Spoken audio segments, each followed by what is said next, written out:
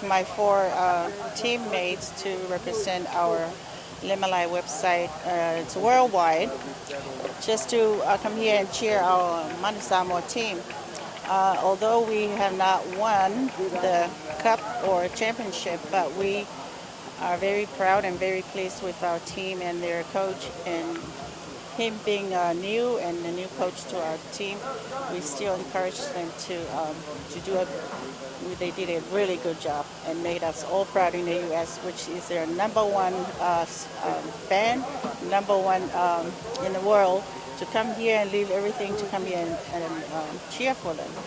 So what we have is a very good team and very young team, and we appreciate their efforts and all the hard work they put in, the injuries and all the time that they have encouraged to come all the way here to play and make us all entertaining, and we look forward every year to come here to cheer for our Manu. We very young team and a very new coach, but we are very pleased with their effort and their work so far. Where are you from? I'm from Seattle, Tacoma, Washington, Malae, and we're here to represent that state. One very important question. Who's going to really Seahawks! That's our team, Super Bowl. Yeah. Go Hawks and go Manu. You did a good job today, and we are all proud of you. Better luck next time. All right.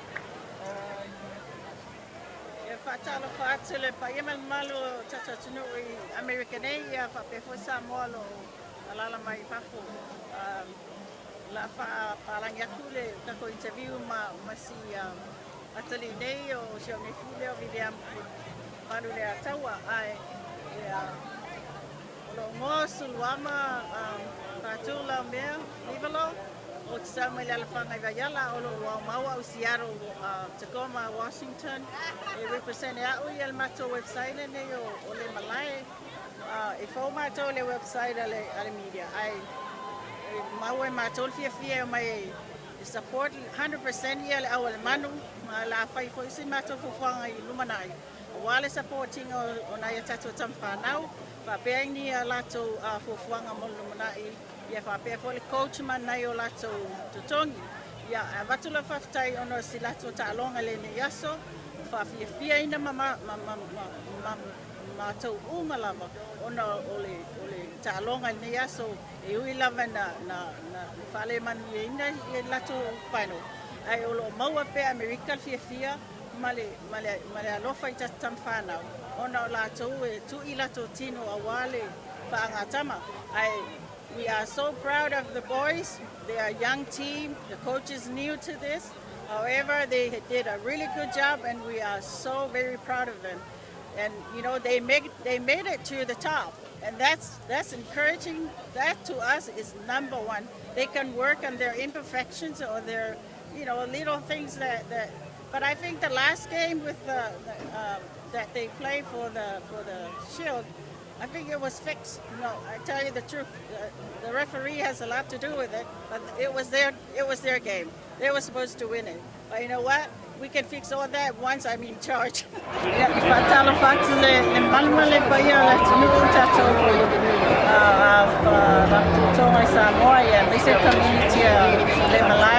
Media representing the largest community of Samoa in America, New Zealand, Australia, UK, Suluama Laumea-Vivolo,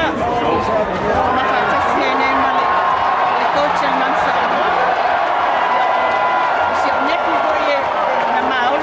Samoa pe ia Samoa, Viliamu Punivalu, Whainoana la wachau, Taile no kone tuomo, tato patasi ai no se noa I matupia manmangia, ia mapatalo patole mamanu kwa ia o tato matolo ia Amerika, tato kwa ia lava se toma Samoa pe ato kwa malamai, o lela o maua velo ia na wasapela.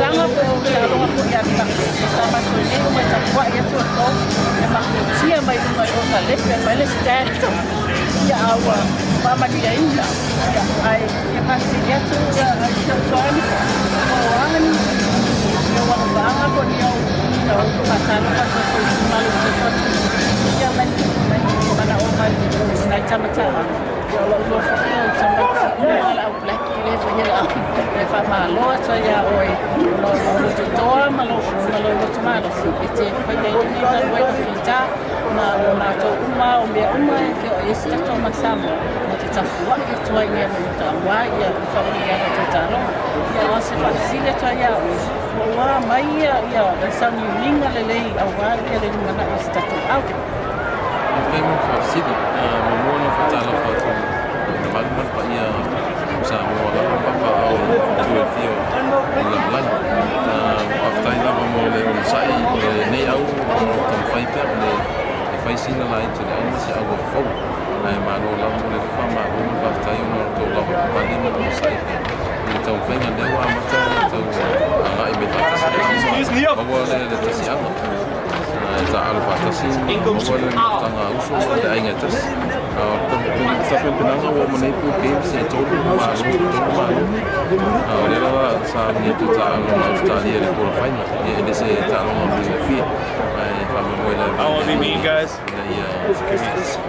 Lo fa mai ya pata si mau si fa ma ko ko alu fa no o mon fi dia mala wina mo ni fa mo ya atu mo mi ko ton fa na les no la dai la ya familia le tua e familia ia ni talo nga mululi e ma tsa wa me e ya malia ya to tamfainga ya ma tsa to ita to flifi fa tsa si pola sa wa se ai ba mo to e la tu ya ne e asilo to o le to hotel ma va tu fos fa ai no ma to ne le media le Malae o lo ma to fa tsa si mai ne ya wale ta ko ina sta to au yo no ma ia ma o ta to ma vele pusa no ya mai le si a fa le pu tu ni America o America ma no o to ona to tele o Samoa polu e ma tu tula fo e o mai tau sala uma lava wa ya tau as fatai to ya o so tama ma so to ngani ya ya to faina fa manianga uma lava me na walo tu lalo si faina sta to au ya batu ma mo ya tu ma to fa nga uma lava ile au ona le o ina i to mitin fa na ya tu fila istani o luma ile to o tapa me fo to fa Tuma ua nei Amerika ia whaftai mo le interview Viliamu ia alofa le tofa ia tutofa ni malanga pe atotofa ia ki Samoa alofa titatoa inga umala lolo